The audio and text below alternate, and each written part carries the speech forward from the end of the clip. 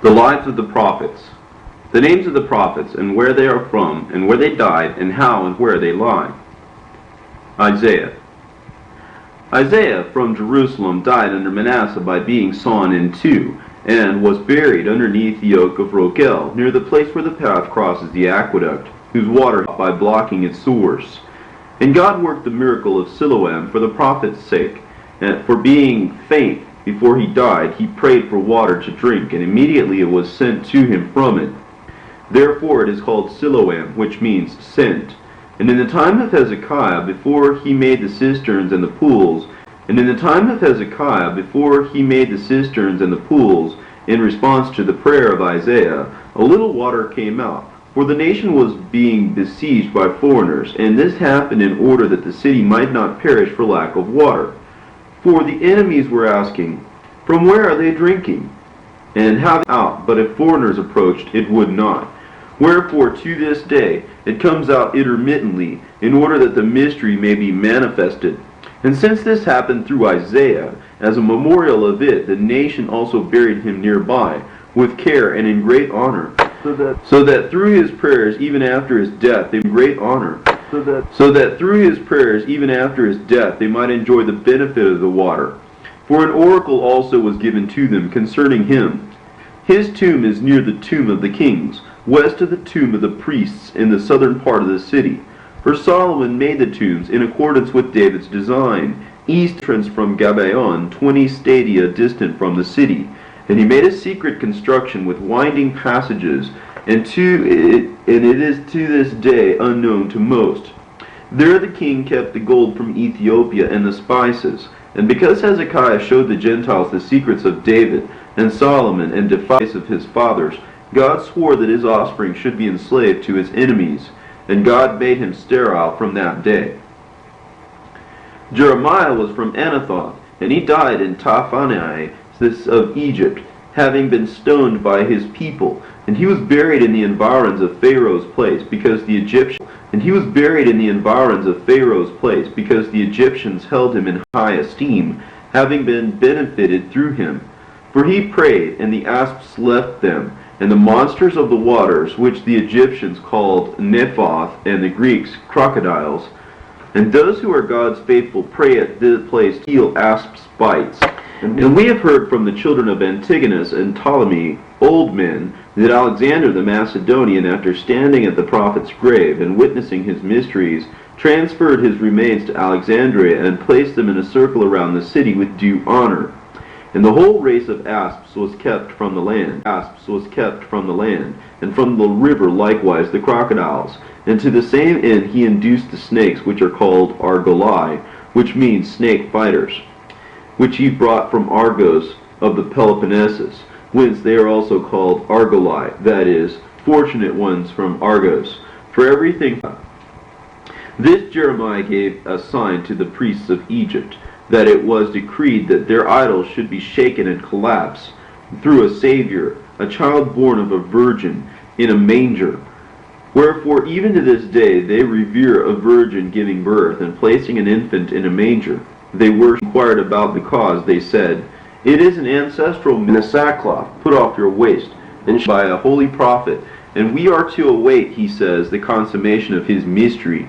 This prophet, before the capture of the temple, seized the ark of the law and the things in it, and made them to be swallowed up in a rock. And to those standing by he said, "The Lord is gone away from Zion into heaven, and will come again in power. And this will be for you a sign of his coming, when all the Gentiles worship a piece of wood." And he said, "This ark no one is going to Aaron, and none of the priests or prophets will any longer open the tablets in it except Moses, God's chosen one. And in the resurrection the ark will be the first to be resurrected, and will come out of the rock and be placed on Mount Sinai, and all the saints will be gathered to it there as they await the Lord and flee with him. In the rock with his finger he set as a seal the name of God, and the impression was like a carving made with iron, and a cloud covered the name, and no one knows the place, nor is able to read the name to this day, and to the consummation. And the rock is in the wilderness, where the ark was at first. between the two mountains on which Moses and Aaron lie. And at night there is a cloud like fire, just like the ancient one, for the glory of God will never cease from his law. And God bestowed this favor upon Jeremiah, that he might himself perform the completion of his mystery, so that he might become a partner of. This man was from the land of Ariah, of the priests, and he died in the land of the Chaldeans during the captivity, after having prophesied many things to those in Judea. The ruler of the people Israel killed him there as he was being reproved by him concerning the worship of idols. And they buried him in the field of idols. And they buried him in the field of Maor, in the grave of Shem and Arphaxad, ancestors of Abraham. And the tomb is a double cave, for Abraham also made Sarah's tomb in Hebron like it. It is called double because there is a twisting passage in an upper room which is hidden from the ground floor. It is hung over the ground level in the cliff. This prophet gave a portent to the people so that they should pay attention to the river Shebar. When it failed, they should set their hope in the scythe which desolates to the end of the earth. And when it flooded, in the return to Jerusalem. For the saint also lived there, and many used to congregate to him. And once, when there was a multitude with him, the Chaldeans were afraid that they would rebel, and came up against them to destroy them. And he made the water stop so that they might escape by getting to the other side. And those of the enemies who dared to pursue were drowned. Through prayer he furnished them of his own accord with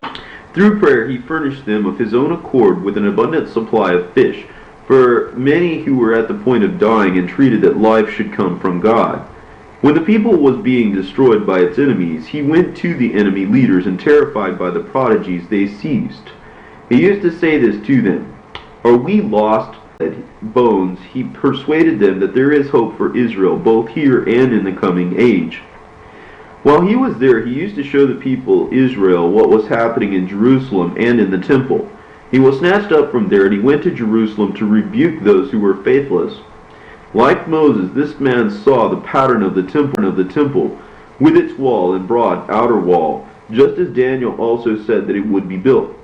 He pronounced judgment in Babylon on the tribe of Dan and that of Gad, because they were committing sacrilege against the Lord by persecuting those who were keeping the law.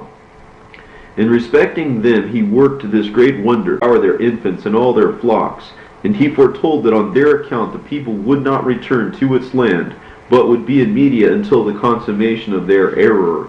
And the one who killed him was one of them, for they opposed him all the days of his life. Daniel. This man was of the tribe of Judah, of the family of those prominent in the royal service. But while yet a child, he was taken from Judea to the land of the Chaldeans. He was born in Upper Beth Horon, and he was a chaste man, so that the Judeans thought he was a eunuch. He mourned greatly over the city, and in fasts he abstained from all desirable food.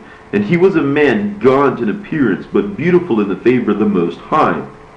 He prayed much for Nebuchadnezzar, at the entreaty of his son Baltasar, when he became a wild animal and beast of the field, so that he might not perish. His foreparts were like that of an ox, and the feet and the hind parts like that of a lion. Concerning this mystery it was revealed to the holy man that Nebuchadnezzar had become a beast of the field because he was fond of pleasure and stiff-necked, and because those who belong to Beliar become like an ox under yoke. Tyrants have these, in the end they become monsters, seizing, destroying, killing, and smiting. Through divine revelation the saint knew that he was eating grass like an ox, and that it became human food. It was also for this reason that Nebuchadnezzar, recovering a human heart after digestion, used to weep and honor the Lord, praying 40 times each day and night. Behemoth used to come upon him, and he would forget that he had been a man. His tongue was taken from him so that he might not speak, and perceiving this he immediately wept, and his eyes were like raw flesh from crying. For many were going out of the city and gazing at him, because he was in prayer for him the whole time of his changed condition, and he kept saying, "He will become a man again," and they did not believe him. Daniel made the 7 years, which he called the 7 seasons, become 7 months. The mystery of the 7 seasons was accomplished in his case, for he was restored and accomplished in his case, for he was restored in 7 months. During the 6 years and 6 months remaining, he prostrated himself to the Lord and confessed his impiety. And after the forgiveness of his wickedness, he restored him to the kingdom. He neither ate bread nor meat, nor drank wine as he made his confession. For Daniel had ordered him to appease the Lord with a diet of soaked pulse and greens. Nebuchadnezzar called him Belteshazzar because he wanted to make him joint heir with his children. But the holy man said, "Far be it from me to leave the heritage of my fathers and cleave to the inheritances." He wrought many prodigies, which they did not write down. There he died, and was buried by himself, and with great honor in the royal grotto. And he gave a portent with respect to the mountains which are above Babylon. When the mountain on the north smokes, the end of Babylon is coming. And when it lies, Babylon is coming. And when it lies in a fire, the end of all the earth. And if the mountain in the south pours forth water, the people will return to its land. And if it pours forth blood, Beliar's slaughter will take place on all the earth. And the holy men fell asleep in peace. Hosea. This man was from Belamoth, of the tribe of Issachar, and he was buried in his own district in peace. And he gave a portent that the Lord would arrive upon the earth if ever the oak which is in Shiloh were divided from itself. And 12 of the tribe of Ephraim, having done many things to Ahab, he was killed by Joram his son at a cliff, because he rebuked him for the impieties of his fathers. And he was buried in his own district by himself, near the burial ground of the Anakim. Amos was from Tekoa, and when Amaziah had tortured him sorely, at last his son also killed him with a club by striking him on the temple. And while he was still breathing, he went to his own district, and after some days died and was buried there. Joel was from the territory of Reuben, in the countryside of Bethhomoron. He died in peace and was buried there. Obadiah was from the district of Shechem, of the countryside of Bethakaram. This man was a disciple of Elijah, and endured much because of him, 50 whom Elijah spared, and with whom he went down to Ahaziah. After these events he left the service of the king and prophesied, and he died and was buried with his fathers. Jonah was from the district of Kiriathmos, near the Greek city of Azotus by the sea. And when he had been cast forth by the sea monster, and had gone away to Nineveh and had returned, he did not remain in his district, but taking his mother along, he sojourned in Soar, a territory inhabited by foreign nations.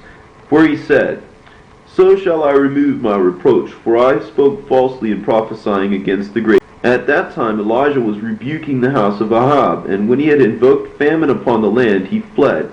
And he went and found the widow with her son, for he could not stay with uncircumcised people, and blessing her. And when her son died, God raised him again from the dead through Elijah, for he wanted to show him that it is not possible to run away from God. And after the famine he arose and went to the land of Judah. And when his mother died along the way, he buried her near Deborah's oak. And after sojourning in the land of Sarar, he died and was buried in the cave of Kenaz, who became judge of one tribe in the days of the anarchy. And he gave a portent concerning Jerusalem and the whole land, that whenever they should see a stone crying out piteously that the end was at hand, and whenever they should see all the Gentiles in Jerusalem, the entire city would be razed to the ground. From Elkesai, on the other side of the Isbegarin, of the tribe of Simeon, after Jonah, this man gave to Nineveh a portent, that it should be destroyed by fresh water and an underground fire, which also happened. For from the lake which surrounds it inundated it during an earthquake, and fire burned its higher section. He died in peace and was buried in his own district. Habakkuk was of the tribe of Simeon, from the country of Beth-Zukkar. Before the captivity, he had a vision concerning the conquest of Jerusalem, and he mourned greatly. And when Nebuchadnezzar entered the city, he fled to Ostrakim, and later sojourned in the land of Ishmael. When the Chaldeans turned back, and the remnant that was in Jerusalem went to Egypt, he was living in his own district and ministering to those who were harvesting his field. When he took the food, he prophesied to his own family, saying, I am going to a far country, and I will come quickly. But if I delay, take food to the harvesters. And when he had gone to Babylon and given the meal to Daniel, he approached the harvesters as they were eating and told no one what had happened. He understood that the people would soon return from Babylon, and he died 2 years before the return. And he was buried alone in his own field. He gave a portent to those in Judea, that they would see a light in the temple, and so perceive the glory of the temple. And concerning the end of the temple he predicted, by a western nation it will happen. At that time, he said, torn into small pieces, and the capitals of the 2 pillars will be taken away, and no one will know where they are. And they will be carried away by angels into the wilderness, where the tent of witness was set up in the beginning. And by means of them the Lord will be recognized at the end, for they will illuminate those who are being as from the beginning. Zephaniah was of the tribe of Simeon, of the countryside of Sabaratha. He prophesied concerning the city and about the end of the Gentiles and the shaming of the impious. And he died and was buried in his field. Haggai, who was also the messenger,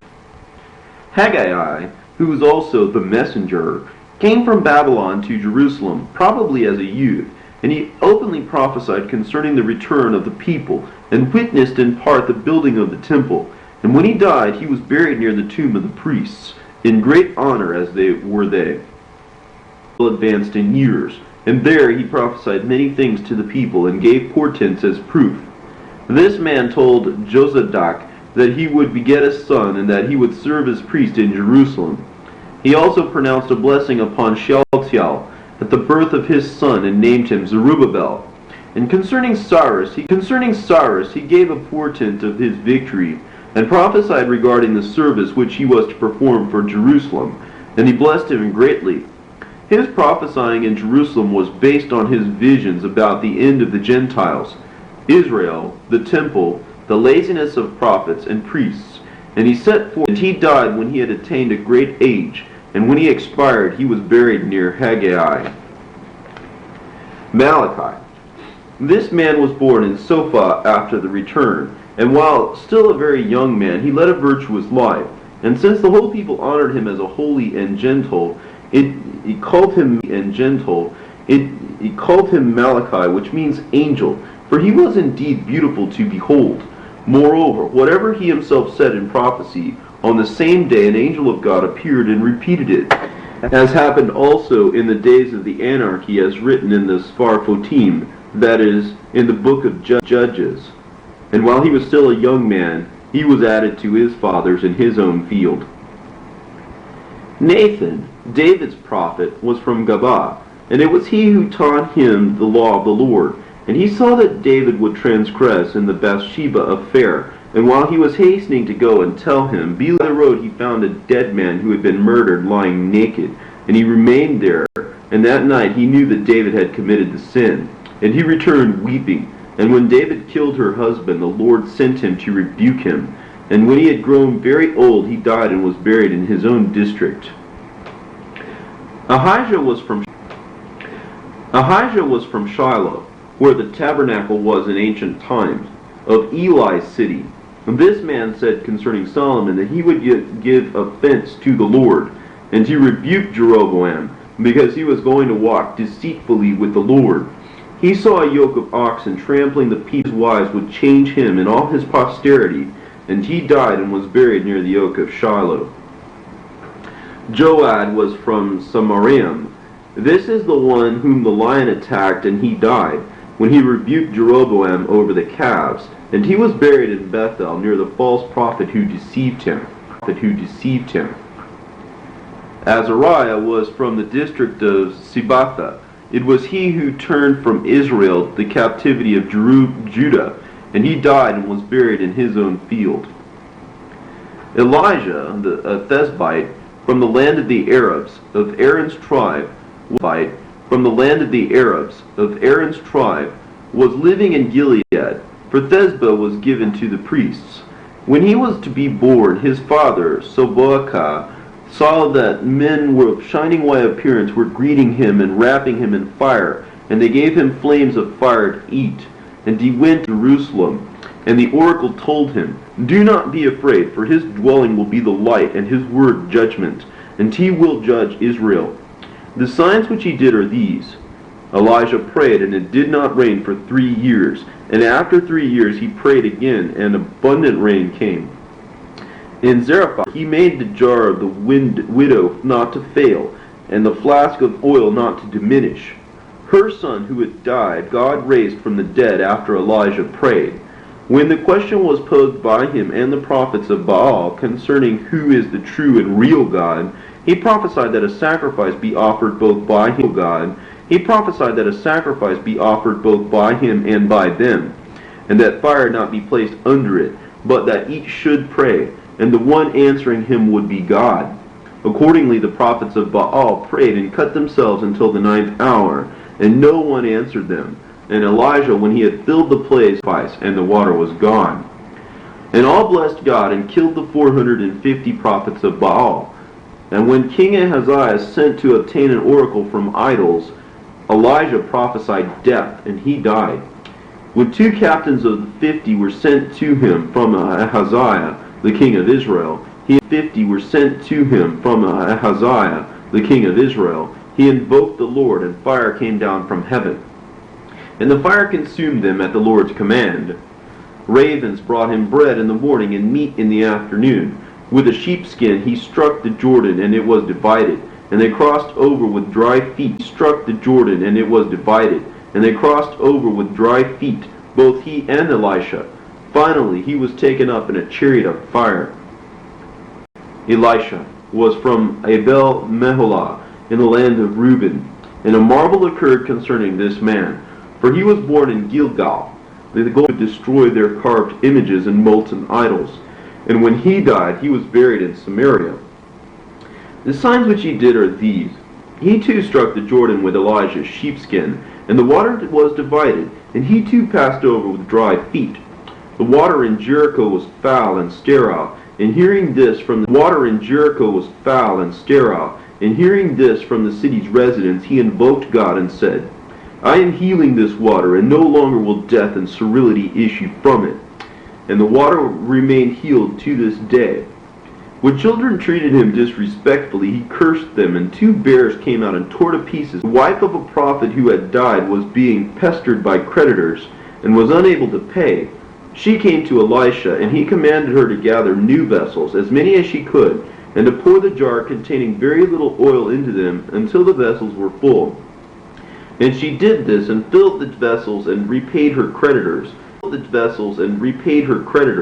And she had the surplus for the sustenance of her children.